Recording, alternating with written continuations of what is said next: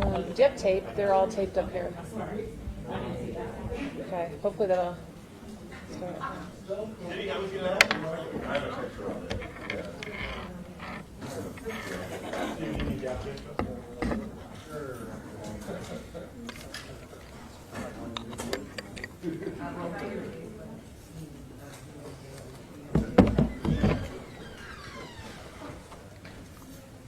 I think it's funnier that you actually get good. That's right, you.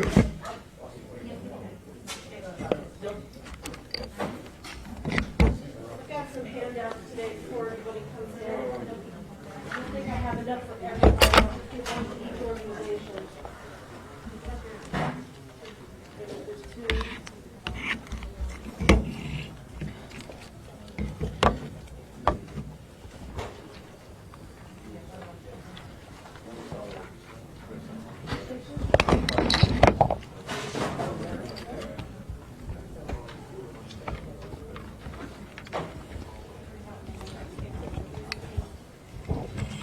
Test, test.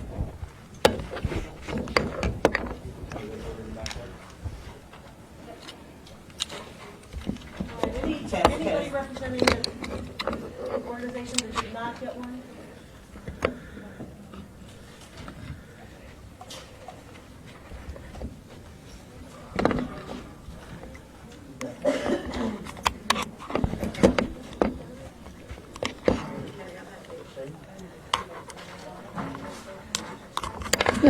Sorry, it's over a tough time with it, and I'm trying to do all this thing, and That's totally okay. I don't move it back up to see if they got papers and stuff.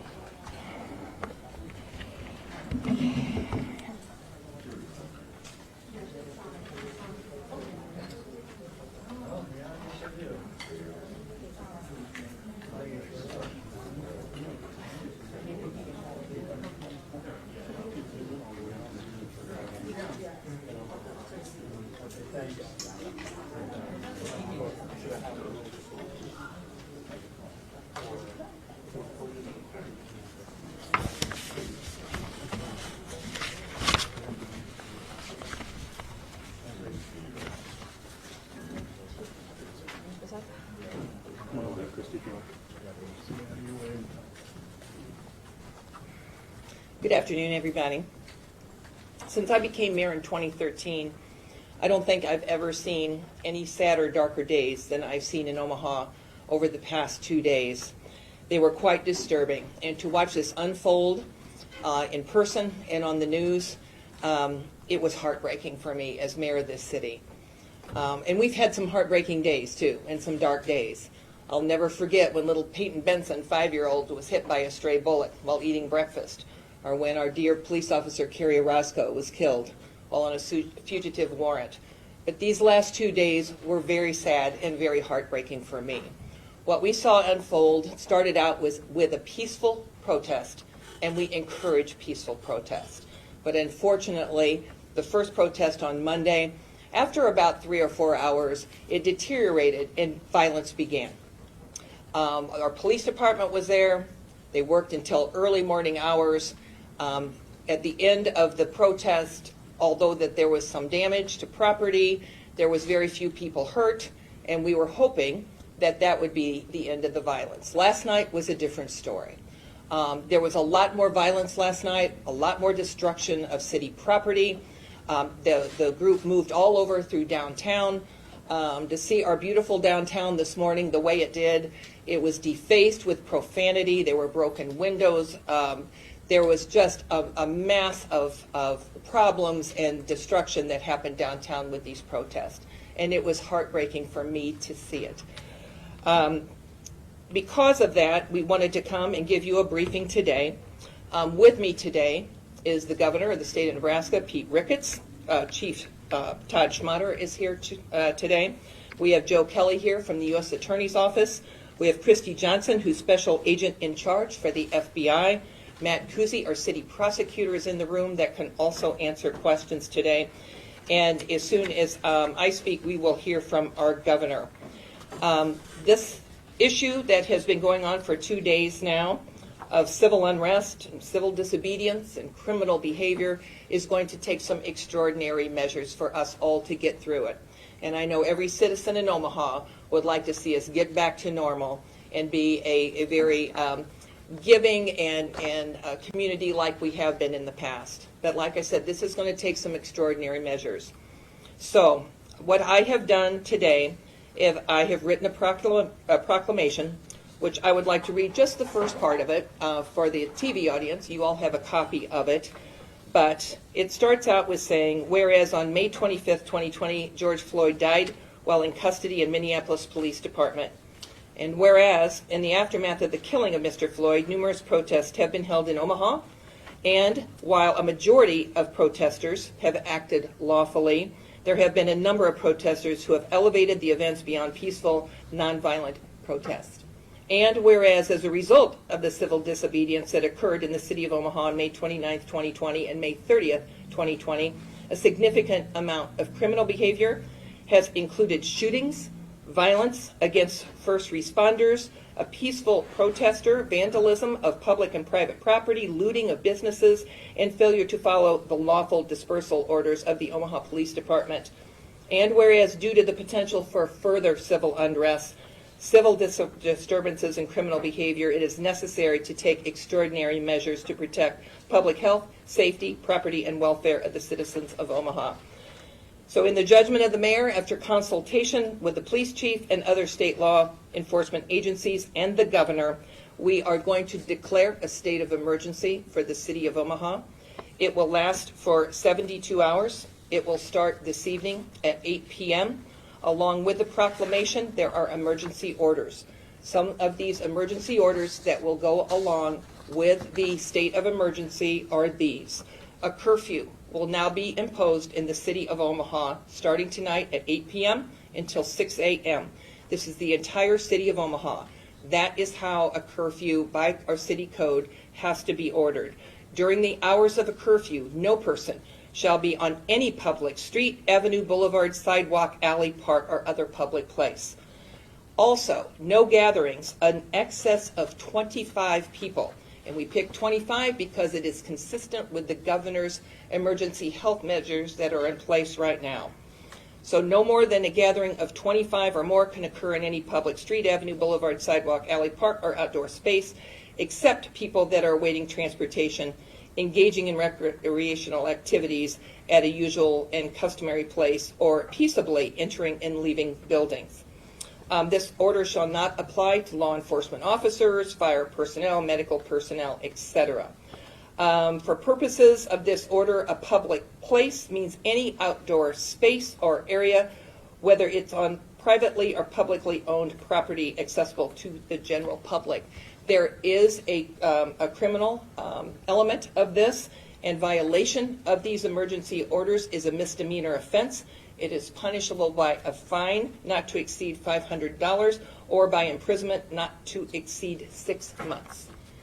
And along with that, the governor has some additional measures to talk about that we have taken. After the governor talks, Chief Schmatter will speak and give you a rundown of what happened last night in the city of Omaha.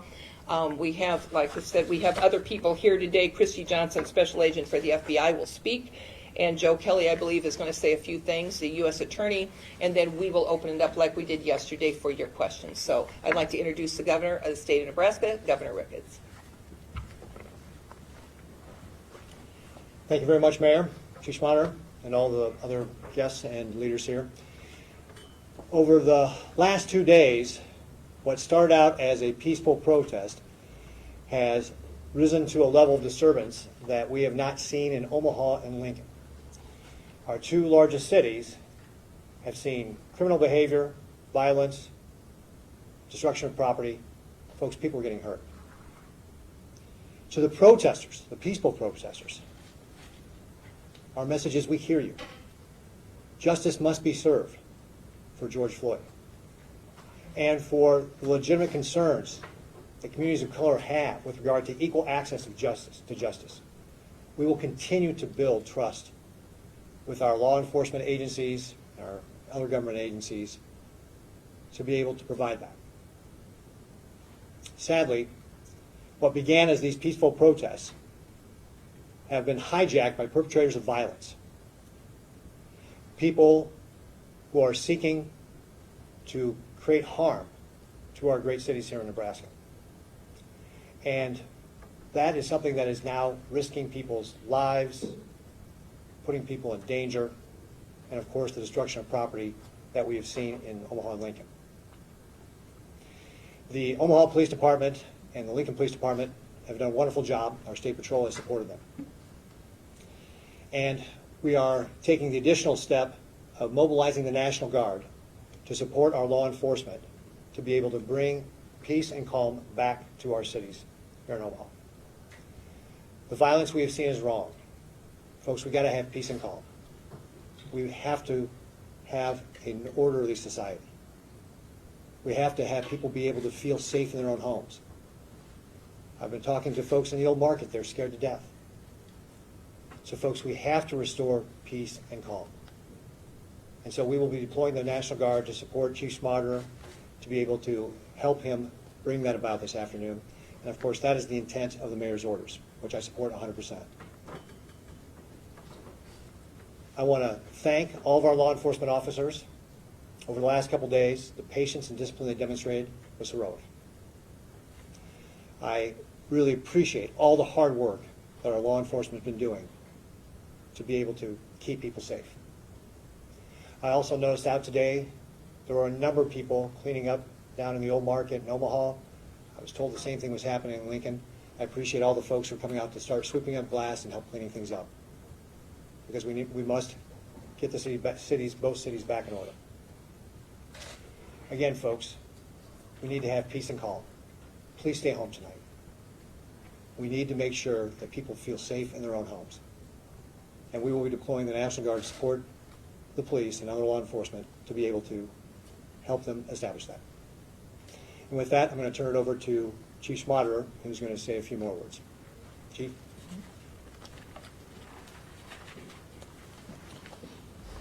Thank you, Governor. Thank you, Mayor. So last night was one of the longest nights that the city of Omaha has ever had. We had some shootings, some assaults. There was countless property damage. There was violence against the police.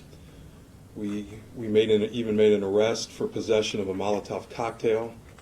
Molotov cocktails were thrown down in the old market. We made arrest of somebody attempted to get close to the Omaha Police headquarters.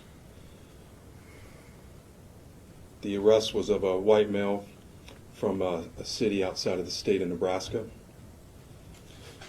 Last night we made 51 arrests. The majority of those arrests were of white suspects. We are in the process now of compiling all the information on those arrests to have that disseminated to the media. It's public information.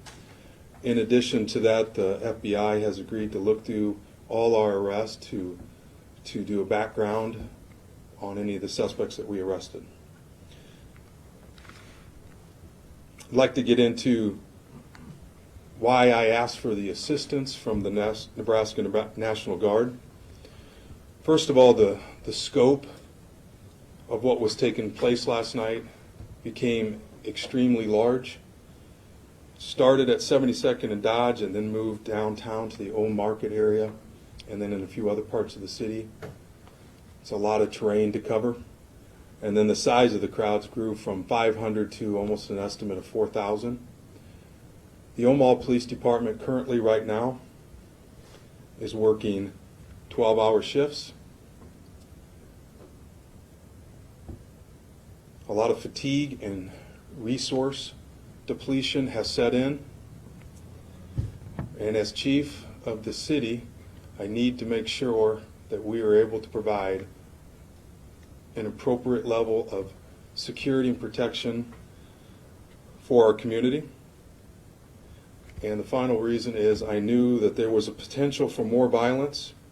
So in consultation with my executive staff, I called the mayor and asked for the mayor's assistance to contact the governor for the National Guard assistance.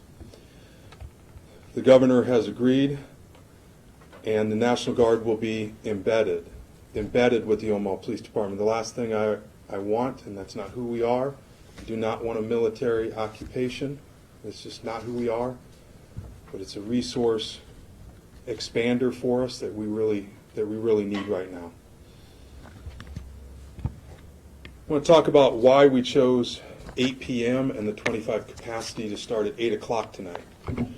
One of the main reasons for that is there is a signature event that's taken place at the Malcolm X Memorial, and it's put on by the Malcolm X Memorial Foundation. That is a rally, a protest that we felt the voices needed to be heard. Voices that are very signature to what's going on across the country, and quite frankly, have not been a part of any of the anarchy that we've been dealing with as a city.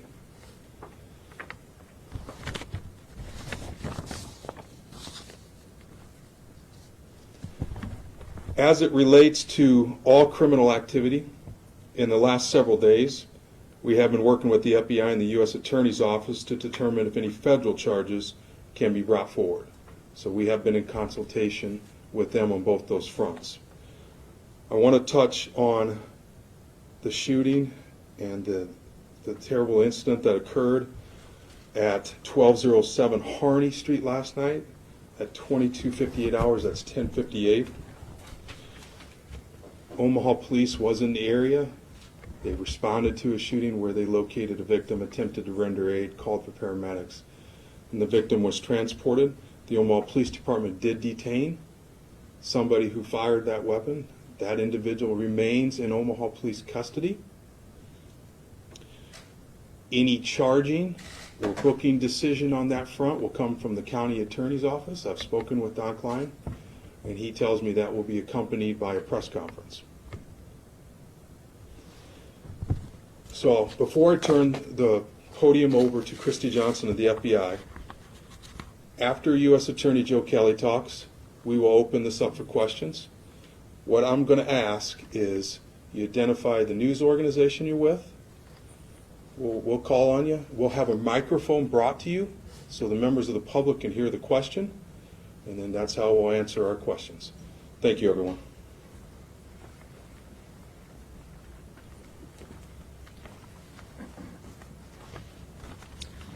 Good afternoon. As mentioned, my name is Christy Johnson. I'm the special agent in charge of the FBI here in Omaha, and we cover all of Nebraska and all of Iowa. I am simply here today to just remind you that the FBI is a part of this community, and we take very seriously our duty to keep the citizens safe together with our state and local partners. The FBI routinely investigates possible federal criminal violations. When we find evidence of these criminal violations, we would work closely with the United States Attorney's Office to bring charges.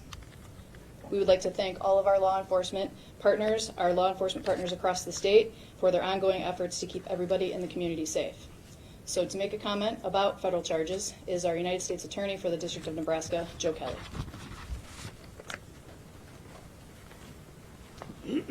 Thank you. The role of the United States Attorney in this case would be to prosecute anyone who has violated a federal law.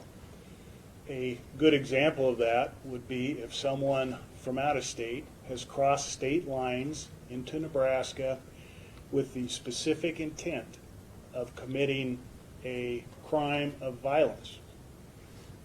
Those are the sort of things we're looking for, as well as protecting the free speech rights of every American who wants to peacefully demonstrate and protest. We are in and have been in close contact with our federal partners like the FBI, all of our state partners. We're sharing information. That isn't always the case in other states. That is the case here. This is a tough time for Nebraska, and I think we all want to bring this to a peaceful end. Thank you. Thank you, Joe. I'm going to start out the first question with WWT if you have a question.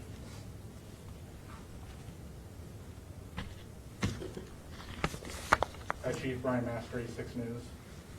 You talked about the person with the Molotov cocktail being outside of here and the event that's going on at Malcolm X first site. So is there a correlation for you that much of this is from outsiders? Right now, we're seeing a distinction. There's what is being the signature voices on the George Floyd incident should come from the rally that's going to take place in the Malcolm X Foundation, and that's why we want to make sure that their voices are heard. Up to this point, we have made a number of arrests of people that would not have anything to do with that at all. So that's the way I'll parse out my answer to that question, Brian. Chief, is there any belief, and maybe this is for the mayor, but Joe, you're not following the rules of the procedure here. So I'll wait till you get a microphone.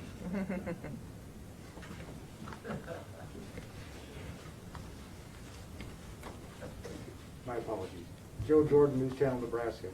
Chief, and this may be a question for the mayor. What are the possibilities of the curfew being extended beyond 72 hours? And what will play a factor in that decision? Mayor, do you mind if I? No, go ahead. So I would be the one advising the mayor as to what's going on and out there, and then of course the mayor makes the final decision. But it all depends on what the conditions of the city are. If we feel that we need to extend it, then I'll ask, and then the mayor will make that decision. But it's all going to be towards, is order restored in the city? Are we back to normal? And are things safe to resume? Those are the very simple guidelines.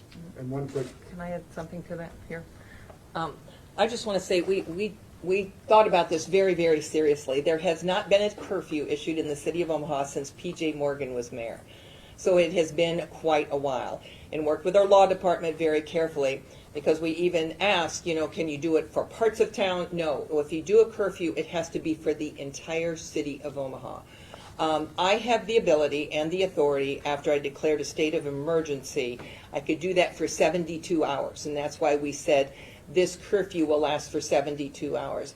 Anything beyond that, I would have to go to the city council and get their approval to do any state of emergency and a curfew beyond 72 hours. So that's why we picked the 72 hours, but depending on the situation and what's going on, I may need to go ask the city council to extend that. and Chief, one last follow-up. Will the National Guard in effect be taking orders from Omaha Police? No, what they're going to do is I've been in consultation with General Bohawk, the Nebraska National Guard. They'll be embedded with us, and they'll allow us to do what we need to do, and they'll be there as a support role. For instance, you're going to still see Omaha Police Department interacting and dealing with everything that goes on. But the National Guard will be a support role for us as a resource multiplier that we need at this point in time. Joe, appreciate those questions. Can I go to you next? And then Chris with the KFAB, you had your hand up. Chris Baker, KFAB. Earlier today, the president talked about designating Antifa as a terrorist organization. Two questions. One, have you found evidence of them coordinating, and what resources does that bring to bear as you try to iron this out and maybe search for more coordination? So we haven't found a direct connection, but that's also why I've asked the FBI to assist us with going through our arrest list. So that's why we are communicating clearly on that front. The second question really will come into play once we can verify certain facets of what that background will go into. But we're so early into this, we haven't done that yet. Okay, Michelle Bandura. Thanks, Chief. My question is, I have a couple actually, but we first want to start with, and also the governor brought it up, saying, we hear you. We believe there should be justice for George Floyd. What are you hearing, and what changes can you make? This is a question for all of you leaders. What changes can be made, and it's deeper than George Floyd. We're hearing from the demonstrators that this has been going a long time, and we're tired of this type of treatment. So you hear them, but what changes can actually take place to make it better? Well, first of all, Michelle, I will say that we have a great opportunity here. We have a great opportunity where law enforcement and everybody are kneeling together on this. Okay, well, there's not a difference of opinion as to what took place on that incident. So that's a beautiful starting point for us. And I always like a common ground to start to springboard things on. And within all the layers that we can do that, I could probably talk for days on internal things that we can look at. But let's focus today on the common ground. It's an opportunity for us to build up from that. And if there's any other comments on that, I'll step aside. Thank you. You know, I just wanted to bring up too that, you know, we all agree. I don't think there's any police officer in Omaha that doesn't feel like there should be justice. But demonstrating and destroying public property in Omaha, Nebraska is not going to bring justice to George Floyd. That's going to happen up in Minneapolis, Minnesota. But I do want to say that since I have been mayor almost 7 years now, I have seen the Omaha Police Department, Chief Schmatter and his command staff that are standing in front of you today make remarkable progress on community police relations. They have worked very hard on it. They believe in community policing. They are out there working and engaging the public all of the time. I think we've made great progress. I mentioned earlier the death of Carrie Orozco. It brought us all together in Omaha, not just the police department, but the entire city. There was good that came out of that tragedy. And everybody in Omaha for a while was wearing the Support Blue t-shirts. So generally, I feel like the work they've already done has really improved police community relations. We can always improve, but generally the people in Omaha respect the job the Omaha Police Department does. I mentioned this the other day. We have very few complaints that come to us for excessive force. Generally, there's a lot of support and a lot of respect for the Omaha Police Department. That's why it leads me to believe that a lot of this violence is not coming from fellow Omahans, that a lot of this violence is being incited by others who just want to have a voice. But having a voice in violence is two different things. So we're all listening, and we understand, and we all agree, and we all feel the same way. There needs to be justice, and we feel what happened in Minnesota was terrible.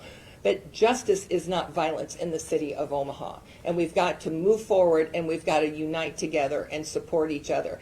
We will always, always strive to be better. If anybody says we're as good as we could be, I'm the first one to say we're wrong.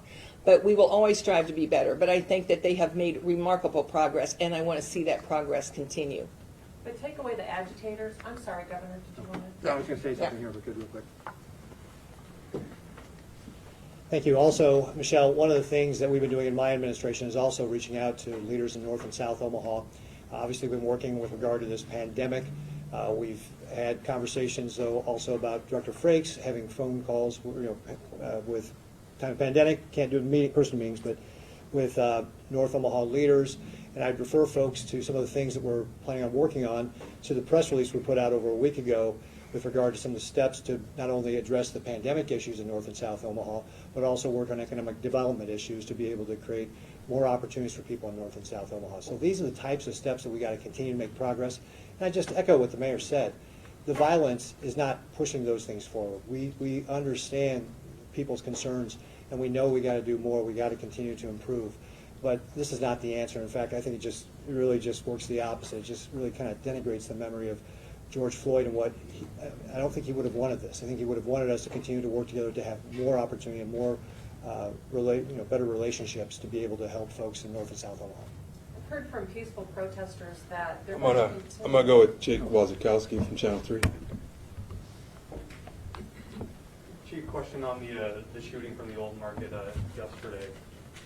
Why was the alleged shooter allowed to leave and be released when oftentimes shooting suspects are held for longer periods of time? Well, he wasn't released. Once he was detained, he's been in our custody ever since. Okay.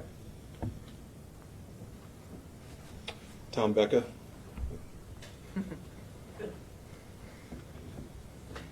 Thank you, Chief. Do you feel that you have plenty of video of the shooting last night? I know that you've asked for anybody with any evidence. Do you have plenty of video from that to come to a conclusion? Hey, Tom, let me say this. I've been apprised that there's some video.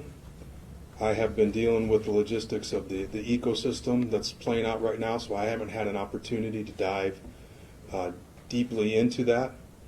The county attorney has indicated to me that he'll have a press conference when he makes his decision on that, and the decision to book or charge will come from the county attorney's position. But he's currently in custody of the Omaha Police Department. Yeah, one last final question, sir. Will the National Guard be carrying live ammunition, or will they have any different weapons than currently the state troopers or the Omaha Police or the Sheriff's Department? Well, we're very fortunate that we're going to be receiving military police, so they'll have that extra training and that military police background, which is our best case scenario when coming in and working with us. So they'll be armed and everything, just like a law enforcement officer would. Chris. Thank you, Chief. The individual from out of state arrested with the Molotov cocktail, can you tell us what state he's from? I think he's from Iowa, Council Bluffs, maybe. I'm not 100% sure on that, but we'll get you the packet of where all that's from. Michelle, you had another question? Thanks, Chief. You're welcome. Thanks, Chief. Concerning the murder last night, is this going to be investigated as a hate crime is one question. And the other question is, will the people who've been arrested Friday and Saturday night also be charged with violating our direct health measures during this pandemic? Well, I'm going to focus on the murder investigation, okay? The infractions that may be associated with the pandemic, infractions, it's probably not our main thing to deal with right now. Like I said, the charging decision, that comes from the county attorney. I'm the chief of police. We make the detainment. County attorney makes the charging decision. That's how that works, okay? So, Brian Mastery. I wanted to ask you about James Gerlach. Have you talked to his family, and do you think he was targeted? Brian, I haven't had a chance to talk to anybody's family, and you heard me earlier say that I haven't had an opportunity, because of the ecosystem of everything that I have been dealing with, to dive into that particular case to an infinite level. Okay, we'll take one or two more questions. Yes, sir. Peter Pacheco, KMTV. So, Chief, with all the property destruction that's been happening lately, well, what advice do you have to private property owners about protecting their own property? If property owners feel that they need to do an extra level of protection, a lot of the businesses along 72nd Street have elected to put plywood in front of their windows, things like that. Realize that we've taken great extra measures as a city here today to try to make sure everybody's property and safety is secure. So those are a couple examples of the things that are being done. I do not condone any vigilante actions, if that's the nature and the premise behind your question. I do not condone that at all, if that's where it's going, and I'm not sure if it was. Apologize if I ad-libbed too much. Let's do Roger Hamer. a couple more questions. So I'm going to go to Rick Ruggles, Omaha World Herald, and I'll go to you, Roger. Okay. I'd like to clarify a couple things, please, just so that I've got this accurate. I think the mayor said any public path that leads to a private area. You have the copy. You could read it in there. You have it. We gave it to you. Okay, and on the 25, if there's a curfew, how could 25 gather? Before the curfew. Before the curfew, okay. Thank you. Roger? Roger Hamer, 6 News. 2 questions for you, Chief, 2 parts. First of all, are you satisfied with the way that your officers have handled these large crowds the last 2 nights, especially last night when they relocated downtown? And second part of that is, how much has the outside influence affected your efforts moving forward to bring in the community together? First of all, I am proud of the Omaha Police Department. They have performed very well under very extremely hard circumstances. And I ask anybody that sits back and wants to Monday morning quarterback everything, imagine if you had to deal with the situations that we've dealt with in the city for the last couple of days. We've handled it as best we could. And as professional as we could. Is everything perfect? Are we learning and adapting as we go? Of course. What is the second question again? moving forward, when you have these outside influences that you say are coming in and causing a Mhm. lot of the problems, how do you mend the community once they leave and this is going forward? Well, first of all, the Omaha Police Department and the community had a good relationship. And we had a working relationship and a partnership, and we knew how to address issues as they arose. And that was intercepted and interrupted right now. In part because of the pandemic, but in part because of the agitators that have caused so much problems in our community. So I cannot wait to get back to the days when we are dealing directly with our community partners who, quite frankly, have been good to us, and we have tried to step up honorably in return. All right, one more question, and then we got to go. Can I make a? Sure. I wanted to say a few things about Chief Schmatter. I've worked with him for 7 years now, and he is a no-nonsense police chief. He takes things very, very seriously. He praises his officers when he needs to praise them, and many times he does, because I agree with him. I think they do a great job for the city of Omaha. But I have also seen him deal with problems, and he takes those problems very seriously. He will immediately investigate, he's thorough, he will discipline, and he will terminate. That's the kind of chief he is. So he is, we are always proud of our officers, but if there is a complaint against an officer for excessive force or anything else, I can guarantee you all, it is always investigated. But we can always be better. We know we can do that. And I mentioned this the other day.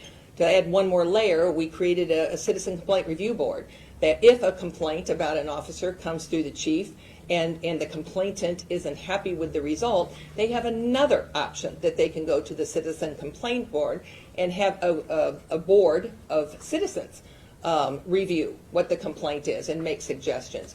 So I just wanted to say that because I feel like he has done a very, very good job. I want to get back to those days when people are out there saying support blue. I know the majority of citizens in Omaha feel that way too. And one more thing I do want to add is I really want to thank so many volunteers and so many citizens of Omaha that I saw come downtown this morning and say, what can I do? I mean, they are cleaning up downtown without asking anybody if they will do that. I want to give a shout out to Lowe's. The manager of Lowe's called me early this morning and said, do you need plywood? I'll bring it down, deliver it, and I'll give it to you. And this afternoon he delivered over 320 huge sheets of plywood, so downtown they could use it to board up all the windows that were broken. So that's what Omahans are really like. They're working together. They want to get through this. They want to get back to normal again. And hopefully that will happen soon. Okay, last question. Go ahead. We're hearing from a lot of protesters. Obviously, there's large protests. You mentioned groups of up to 4,000. Can you talk about the specific things that escalated the violence that led to maybe that tear gas being used or that pepper spray being used? Sure. What led to that for people who were saying that police instigated this? Well, I mean, we didn't, okay. I did an interview last night right near the end of the protest where I laid out all the reasons why it had to be declared an unlawful assembly, that rocks were being thrown at law enforcement, bottles were being thrown at us, there was reports of guns. Look, somebody can very easily embed themselves in a peaceful crowd of 1,000, come out of the shadows, incite something, swim back into the peaceful protesters, okay, and then in the aftermath claim it was as a result of the police department. Okay, let's not always be so gullible to that, all right? That can happen, and it has happened here. Look, we're not perfect, okay, but we have tried, and our operating instructions were to give every possible leeway possible to have a peaceful protest. And if it would have remained peaceful, it could have went on as long as they wanted it to. All right, thank you, everyone. Thank you, Pamela. I forgot to give you a kudo again.